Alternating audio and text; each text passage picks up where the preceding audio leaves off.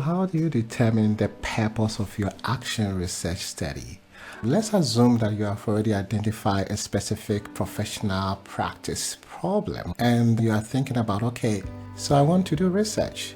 And you ask yourself, what is the purpose of the study? What exactly do you want to find out in the study?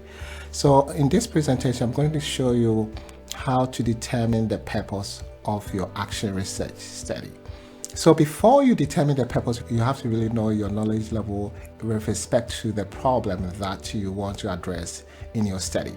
You have to find out the nature of the problem, who are affected by the problem, what are the causes and the consequences of this problem that you have identified, what is the perception of the stakeholders. You can get all this information based on your experience, based on the knowledge that you have, and also you can look into the literature to get more information about the problem. So knowing your knowledge level or what you know about the problem will help you to determine the purpose of the study. There are three areas, but you could focus on one of these areas in your study. You can focus on doing research to understand the problem. You can do research to develop a solution. You can do research to evaluate a potential solution. In terms of the problem, if you realize that you have limited information about the problem, then you can do research to understand the problem, right? Because without understanding the problem, you cannot come up with a very good solution to address the problem. Let's assume that you fully understand what the problem is. So the next step is to do research to generate a solution. So it can involve participants, ask them about the potential solution so that at the end of the day you can come up with a good solution to address the problem.